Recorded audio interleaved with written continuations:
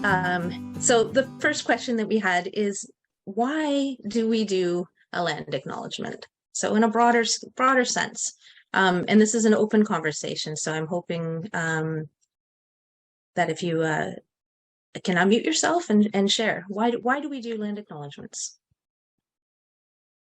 I'm gonna start. I think that I know why I do land acknowledgement is to remind people of whose land we are on and what we have done as white privileged people done to Indigenous people in Canada.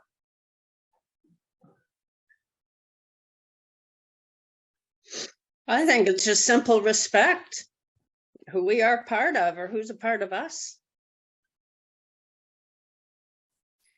Not to be forgotten. I do it because I think a lot of people don't realize that we are the treaty people. And so when I'm sharing it, it's just to help people to remind them, or I've even had people come up to me afterwards and talk to me about it, where they were never taught that in school. So they ask me why we're doing this now, and I share with them, well, we are the treaty people. Us, there's two sides to a treaty, so yeah. And that's my reason for doing it as well, Lori, because history is told from the viewpoint of the victor, but there's always another story. Yeah. So the land acknowledgement is more a reminder for me than it is for my congregation that there is another side to every story. I see Karen Brophy has her hand up. So yeah, thanks, Lisa. I've been struggling a little bit because I have felt with the land acknowledgements, because I have felt that they feel a little bit by rote, and I'm trying to inject more meaning, make the words resound in people's hearts, and I'm not sure I'm doing a very good job at that. So I'm quite excited about this learning opportunity. Yeah. Hopefully we'll get some of those answers for you, Karen, in the second section. I saw two other people. Faye has her hand up. Let's hear from Faye. So adding to what people have said, I think just traditionally churches have not even paid any attention to land. So, we're building locked and all the rest of it. So I think even just acknowledging being on land at all might help us with taking us back to the Creator's reason for us to be here was to till and look after the land. And we haven't really, we've dominated it for so long. The other thing that I've realized over the years when I've been at various gatherings is that Indigenous people have acknowledged whose territory they're on all the time when they came to a new territory. So I see that as an important thing that we can learn from First Peoples. And that's all I'll say right now.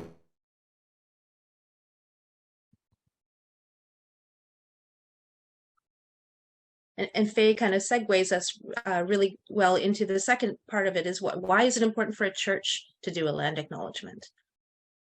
Specifically churches. Karen has her hand up. Go ahead, Karen. I think my sense is the United Church of Canada, or its forerunner, played a significant role in some of the harm that was done. And we're seeing that right now in the news. With what's happening at Port Alberni, yeah. Well, I know at Broadway, when we do it, some of the people that have gone now to other meetings have encouraged the people at those meetings to do it. So I think it's a core starting place. And I really like the idea that people are encouraging others to do it.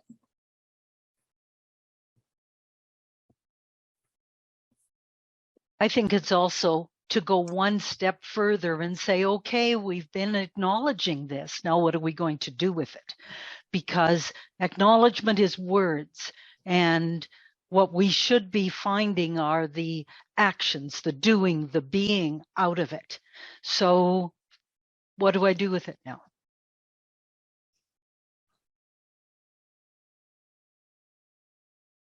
And what about personally, in your personal life? Why do you feel it's important to do a land acknowledgement?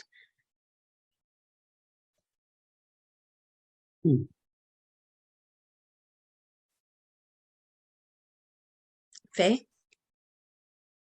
So I remember some of the really bad history that I was taught in elementary school, and I still remember all the notes that I had to write.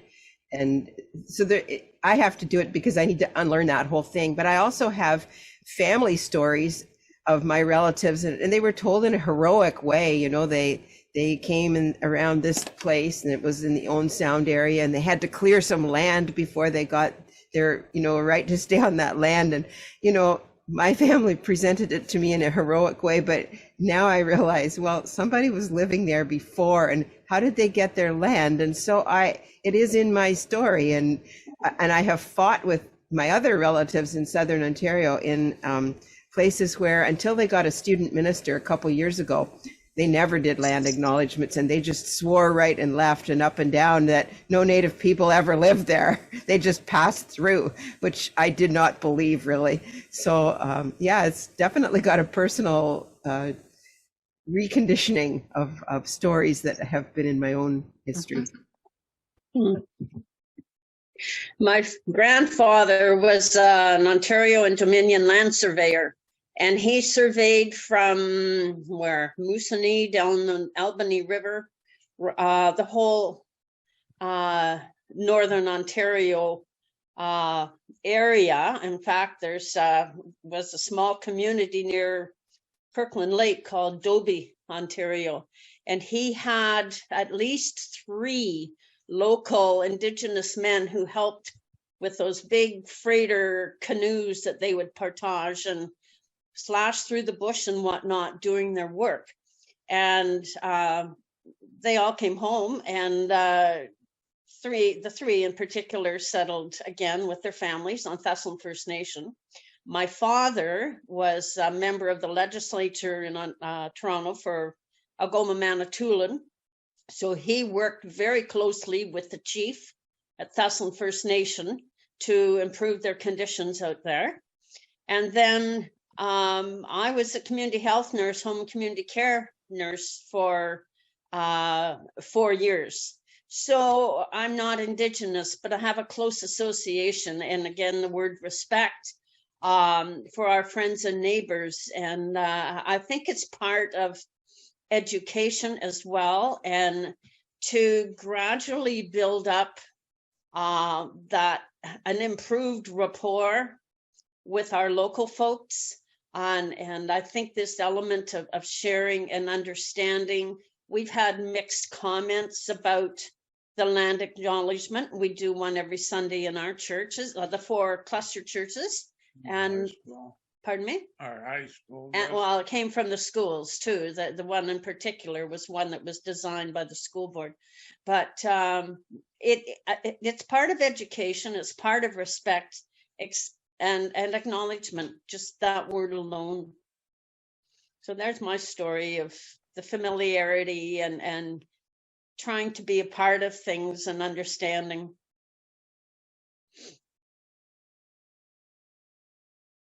And somebody else has said, Lorna, it was Lorna. Lorna, go ahead.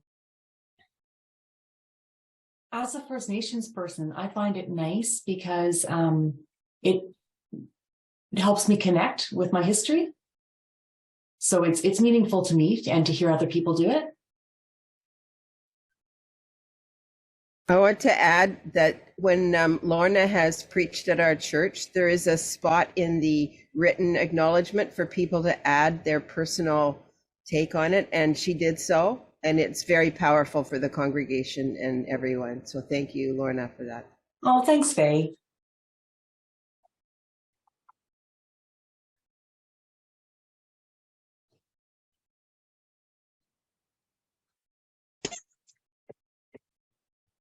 Thanks for sharing those stories and those personal reasons why we give land acknowledgements.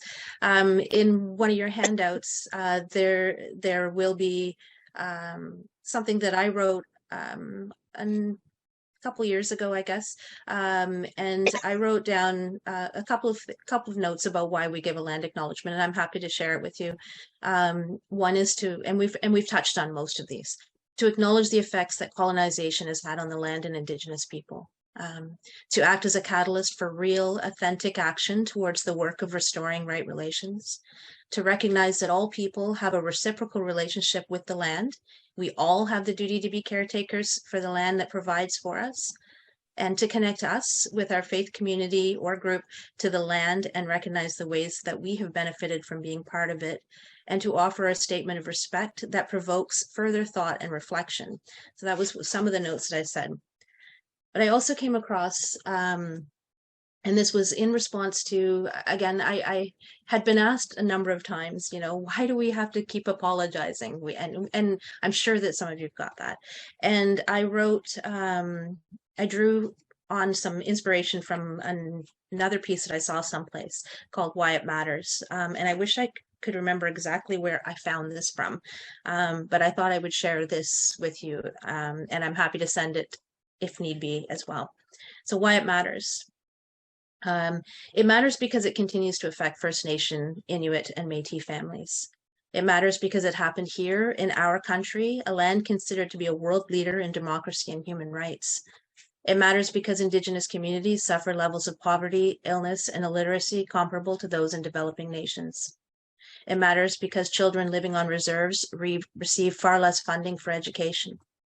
It matters because Indigenous people are overrepresented in prisons. Indigenous women are at a greater risk to be victims of violence over other Canadians, and because Indigenous youth experience higher rates of suicide than other Canadian youth. It matters because every person should have access to clean drinking water, safer communities, and good education. So those are just a few of the reasons, and those might be helpful in responses too.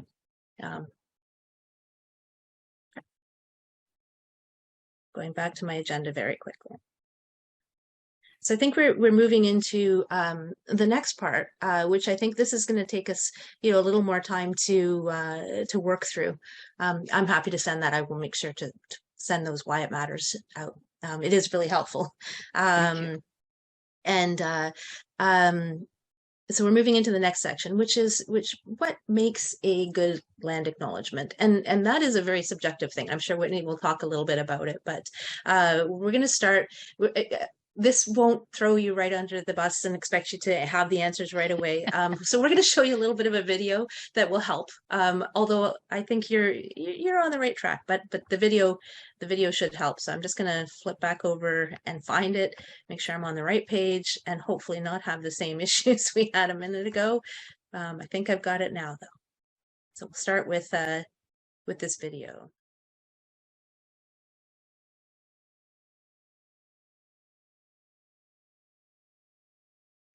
So you have an idea of what makes a good one, what makes a bad one.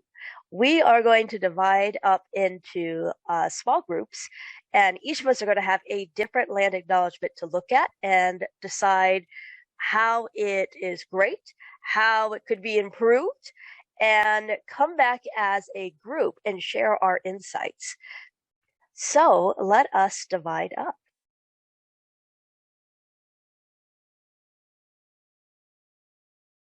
So let's go through, we'll start with breakout group 1 then. And what insights did you, well, we'll open it up because we all did the same first one. On that first land acknowledgement, what insights did you have?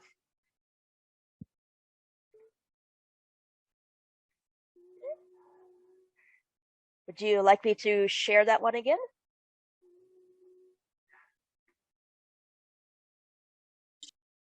Here we are.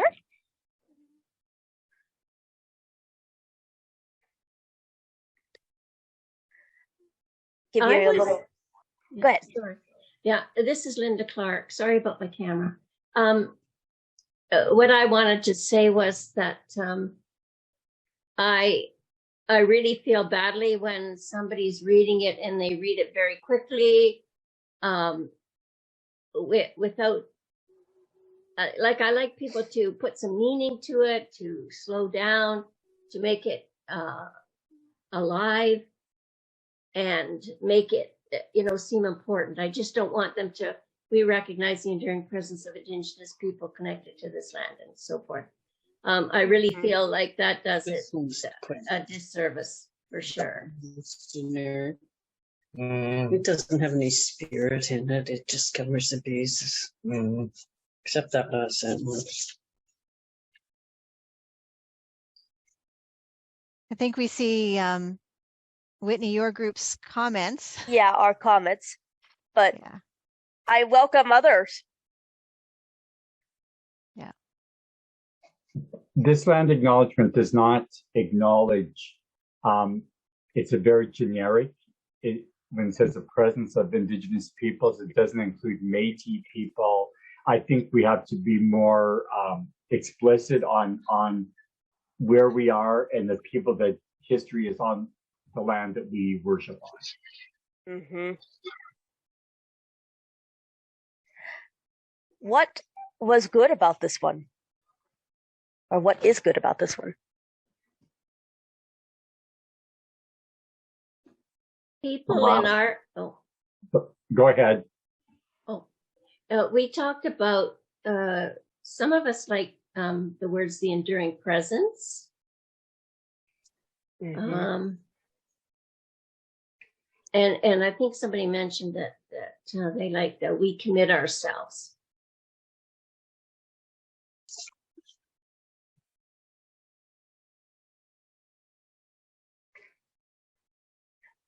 Group 1, would you like to talk about your unique one? We did not get there. Okay.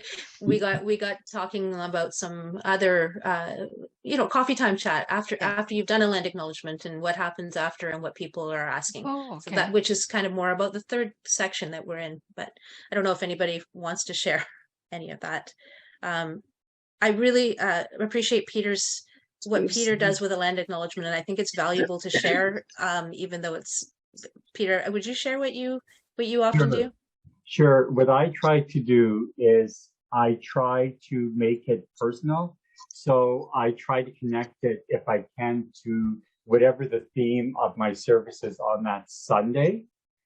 And like when we had the scripture about Moses and the fire, and I acknowledged that long before we came here, people sat around sacred fires. Yeah.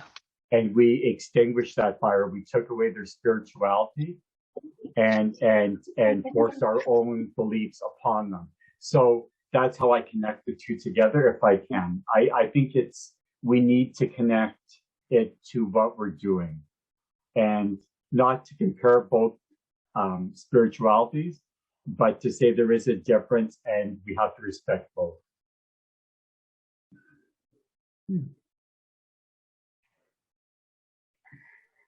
And Melody, in your group, did you get to your second one? We didn't get to the second one. We spent a lot of time just looking at this one and thinking about the things that we might change. We talked about the app, the Home and Native Land, which is that new for folks? Have people seen that before?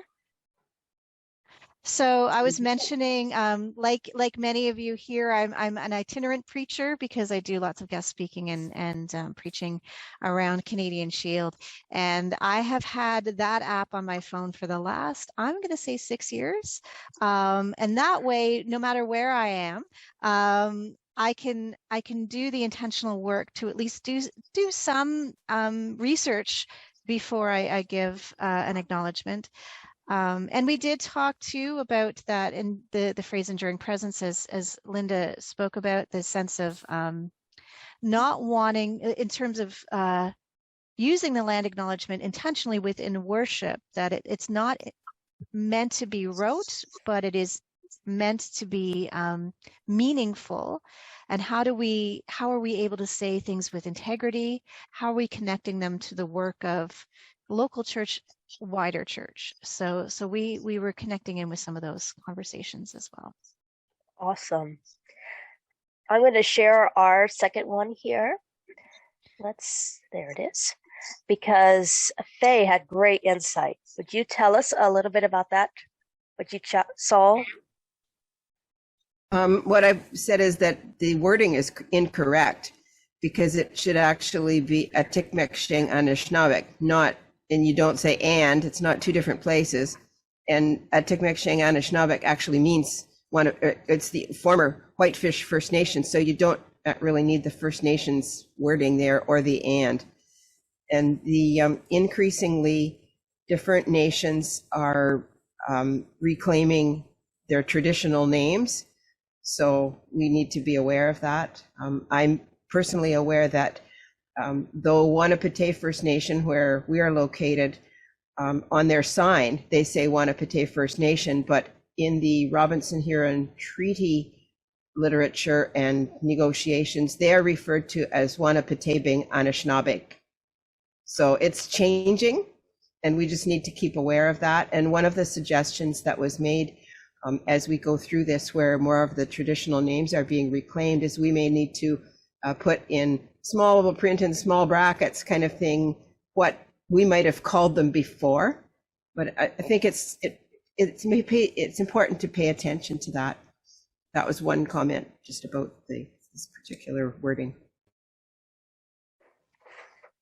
Thank you for sharing all that. So as we're saying, that app is fantastic to start off where you are. And then you could go look at these nations' websites and see how they refer to themselves and use that language. And I just also mention part of the intentionality, just as we're trained to take a look at foreign languages within scripture and to practice, please practice the pronunciation. We don't get it right all the time, but it's not, I don't think it's worthwhile to let ourselves off the hook. We need to challenge ourselves to practice and to admit when we might have made a mistake and to continue on. So just as we did when we began. Mm-hmm. Yeah, the Home and Native Land is available through Google Apps. It's just how I downloaded it. Yeah. I think it's mentioned in the resource package as well. Yeah. So there'll be some links for where you could find that information in the resource package. Stop my share here. So I think we have good ideas now on what makes a good one, what could be improved. So shall we turn to how to handle resistance to doing this? Yeah. Can I share one thing before we do? Please. Yeah, sorry. Okay. I just want to share. So my daughter and I, who is for her reconciliation, Indigenous issues are also very important as an Indigenous person, and she talks about a bland acknowledgement, and I just thought I would share this with you. Don't give a bland acknowledgement when you give a land acknowledgement, and so what that means, bland acknowledgement, is it's okay sometimes that you're doing things by rote, but it has to be with intentionality. You want to lead with your heart when you're giving a land acknowledgement. If you're being authentic, if you're humble and truth seeking, that's gonna come a lot further. And like we said, try and learn the Indigenous terminology for themselves. And it is a struggle. Like I said, my own struggle with my own language. I have trouble pronouncing things. So Peter did the right thing by saying I'm trying. And I apologize if I get this wrong. And that's okay, because that sometimes will happen, even if you've practiced it over and over and over again. It does happen. And one thing I think that's also really important about a land acknowledgement is that recognition that Indigenous people don't just live in the past tense. That we are ongoing, we're still here, and I think sometimes we hear land acknowledgements that say it was the traditional territory of whatever nation you're talking to, and I think it's good to, that's why the first one talked about an enduring presence, I thought was good terminology, because it's recognizing that we are still here. And then the other part that I thought about too was that that Indigenous and non-Indigenous people we're all treaty people too, unless you're on unceded land, that's a whole other thing.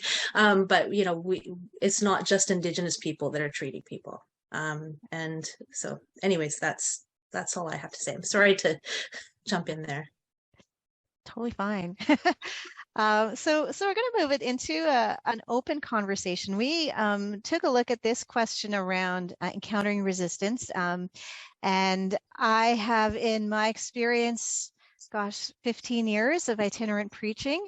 And we have been doing land acknowledgements since 2009 as a commitment within Northern Ontario United Churches. I remember when it was very new and fresh. People hadn't encountered it before. And I remember that kind of resistance, and I could anticipate that some of you have encountered some resistance as well. So we thought that this would be a great crowd sharing moment.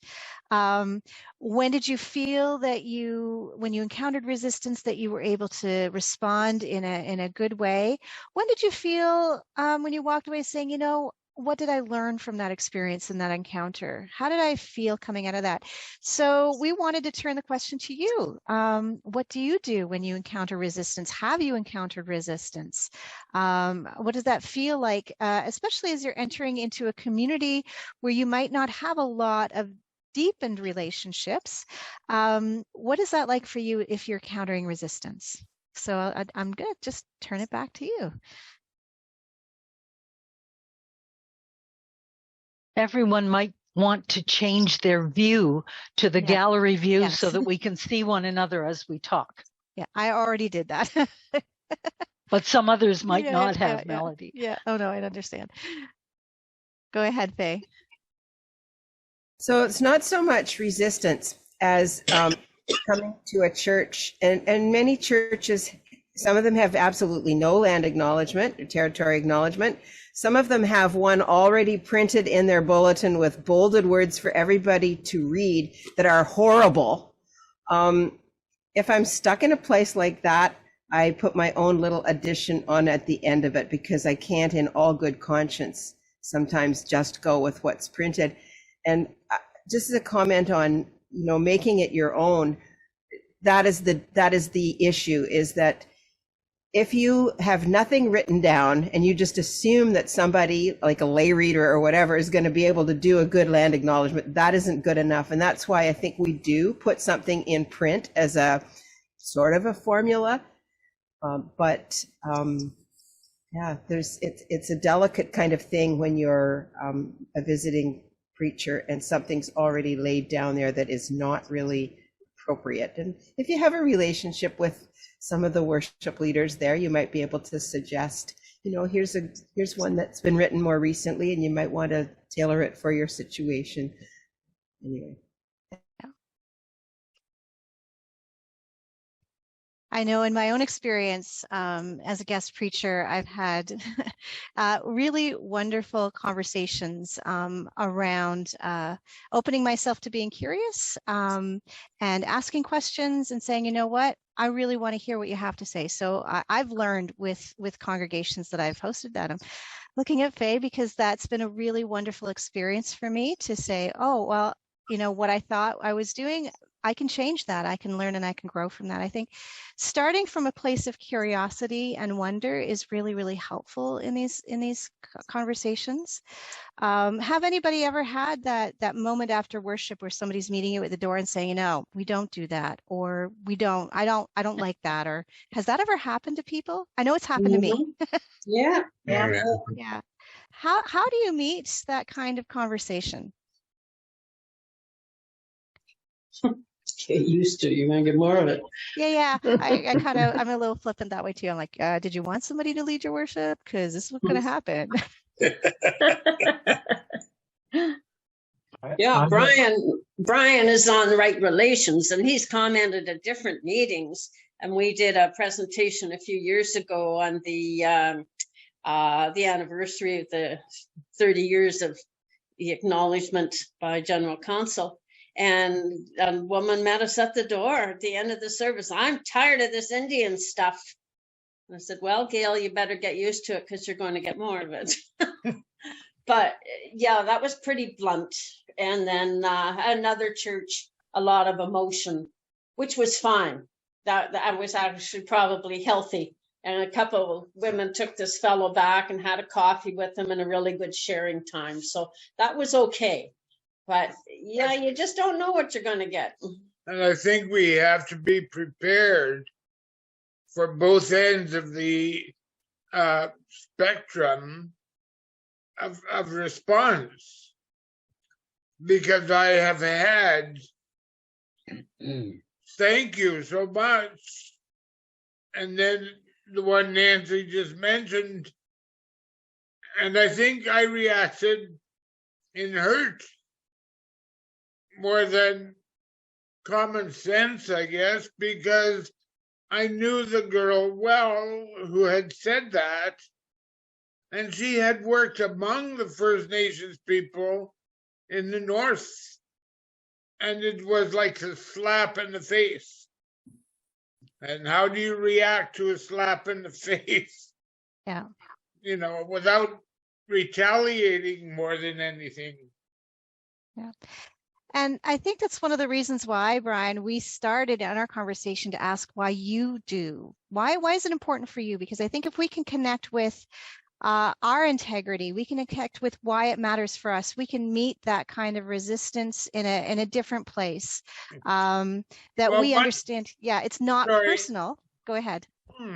Yeah. Much like Nancy and her family background, I was born and raised north of Thunder Bay. Yeah. I lived among them. My grandparents owned the general store. My grandfather delivered mail by dog team along the CN line before the train became regular. I like to say they're my family. I grew up with them. I went to school with them. We fought with each other and we hugged with each other.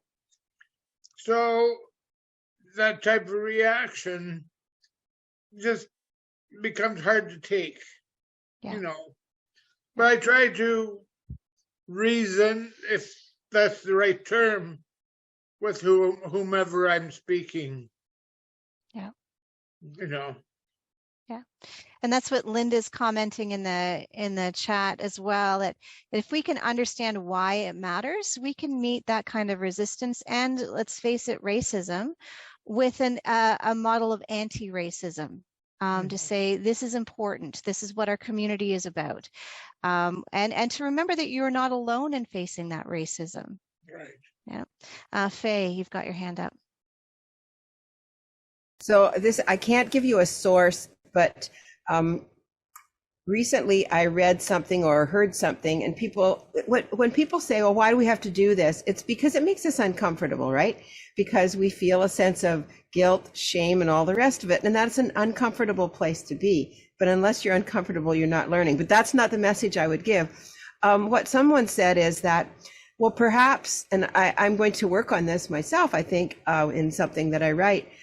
Perhaps we should start with some joy. Like, think of a place on the land that gives you joy and start from there, so that we realize, you know, this place has also given other people joy and nurture and all the rest of it, and go from there. So that's a project that I have on my slate kind of thing. But I think it's worth pursuing. I don't say we need to back off saying the church has been responsible for great harm, and I would actually like to use words like reparation in there, which really gets people. But, you know, that's pushing forward. Although I have to say that people get used to things, not in a rote way, but in a way that, oh, we missed the Lord's Prayer today. Oh, there was no land acknowledgement. I do think it gets to that point where every time you have a meeting, a gathering, a council meeting, congregational meeting, a public event at your church, it's just, oh, there's somebody that wants to do this kind of thing at the church camp, at the circle of kids around the flagpole. All right, you guys help me put this land acknowledgement together. And they do, and they're 7 years old. So we had a family movie night at the beginning of the movie night, and at the beginning of when we had a public dinner that was not a religious dinner, it was in the basement of the church. We did the land acknowledgement and a safe, inclusive space acknowledgement. And I could see people in the audience nodding their heads, general public. So yeah, go. I've been to a church where I've been told we don't do a land acknowledgement. And and my reply to them was, I'm really sorry about that, but I will be doing a land acknowledgement. That's who I am. That's a part of what the United Church is as a whole. And it will be a part of my ministry when I come to do pulpit supply. We'll do a land acknowledgement. And they have a choice, right? They can always ask me back or not ask me again. In regards to being printed in the bulletin, I know that sometimes it's rote and people may not read it, but the way I look at it is if you say it and it's printed in the bulletin, maybe by chance, when you're giving your sermon or they come in and they're restless, they might read it and it might click something inside their head. So I really like it printed in the bulletin too. Yeah. So yeah, that's it. Susan Lindquist, one of the members of the Right Relations team, pointed out, and I noticed it too, when you're looking at government sites or physical addresses of things, I would like to see a land acknowledgement of some sort in the physical address section, and most churches do not have that. Most city halls, most institutions, it should be the same way that we know our geography in terms of our geographical boundaries. We should know our treaties, and that's something I'd like to see a little bit more of. So yeah, thanks, Faye, for putting that in the chat, that it should be on our communications, how we reach out, how we present ourselves in the world, that we situate ourselves in a real context. And that leads me to a little bit of a thought around the land acknowledgement as a worshipful act that engages us as leaders as well to take things one step further. So I think about the land acknowledgement as I've engaged with land acknowledgements over the years. For many years, for me, it was rote because it was very fresh and new and just getting words wrapped around and getting concepts out there. But as I continue in my life as a preacher, I see this as an opportunity for growth for myself. So like Faye, like Peter, how do I connect this into the real lived context of this community in this place right now? So yes, there might be prescribed words, but what am I reflecting on? What does it mean for me?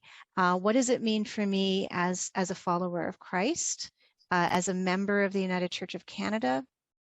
So, for example, in my land acknowledgement last Sunday, I was reflecting on Black Lives Matter as part of a whole realm of anti-racism, that our response is as a response for the calls to action is also to be an anti-racist church. It leads me to take a look at theologians that might be outside of my, my white cisgendered kind of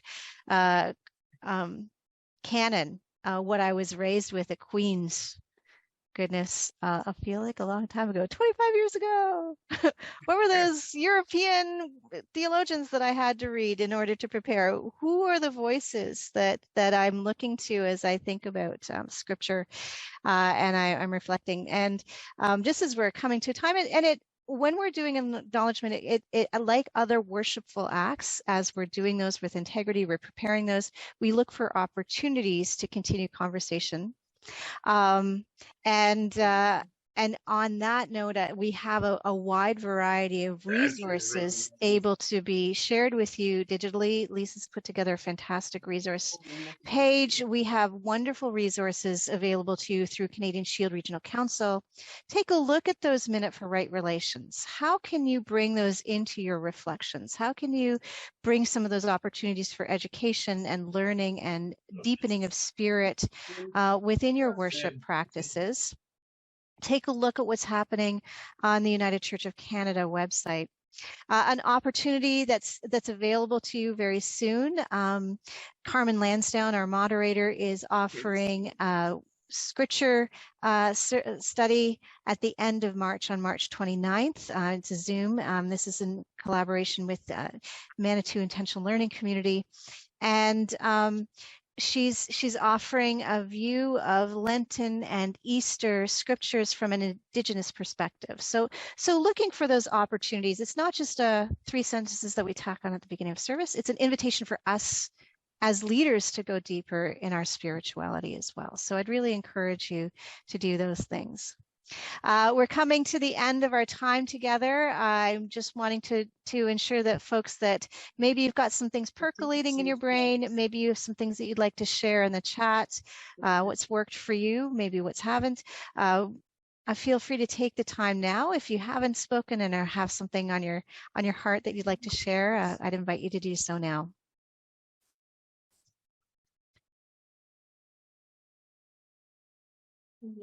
Yeah. That's right. So you will have noticed that there was a communication that was sent out yesterday engaging the non-Indigenous church to open themselves to a time of deep reflection based on the news coming from the Port Alberni residential schools. So we want to ensure that people have that opportunity. Yeah. And as we were closing our time today, I wanted to offer the prayer that our moderator has shared with the whole church. And this might be a resource for you this coming Sunday. I thought it would be a wonderful time for us to focus on the why it matters and bring us back to the real reason why this matters. It may seem like a very simple act, but what we're talking about are real lives that have been impacted by practices of colonization and the opportunity for growth and healing as we continue in this space, that we say that these things will not happen again. And unless we remind ourselves why they will not happen again, we're doomed to repeat it. So there are opportunities to reflect on the news that is coming out, and not surprises, right? Just a confirmation of what we've already been told and that we chose not to listen to. And as we close our portion this morning, I did want to offer this prayer. And this is available. I'm just going to put the link in the chat before I offer it this morning.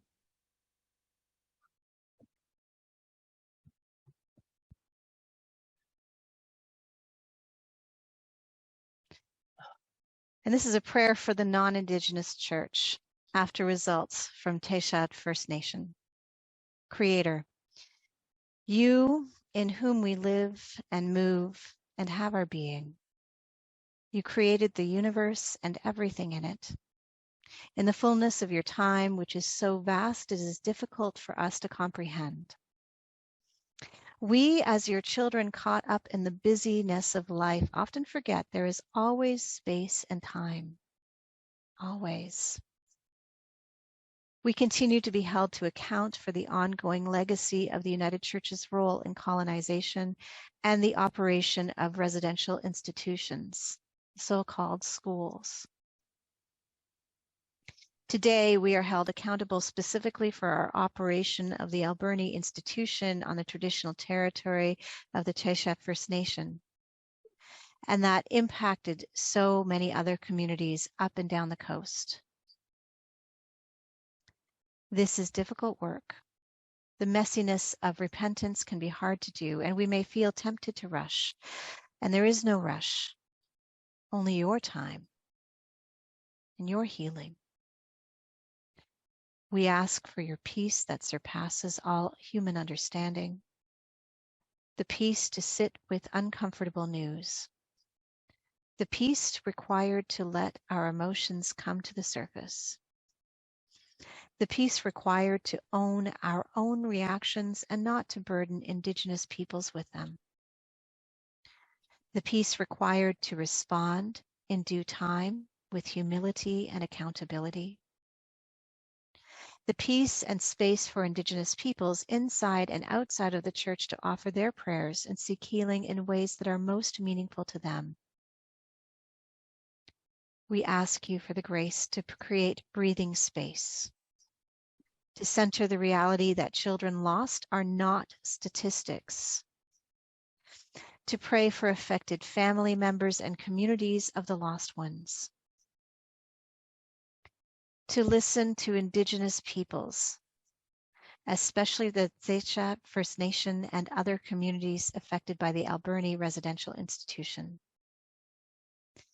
2, when asked, take their direction on what is the next right thing to address the deaths, to make amends when we make mistakes, and to know we will always make mistakes, to continue to be present to our history and committed to a future where we acknowledge the worth and dignity of all, to remember this is one step at the beginning of a journey, that the deaths confirmed and possible graves found is just one piece of information and will not be the final numbers.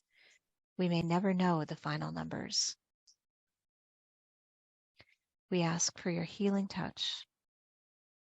Fill our lungs with breath, breath that grants your peace, because every child matters. In the name of the one who came to teach us to reconcile. Amen.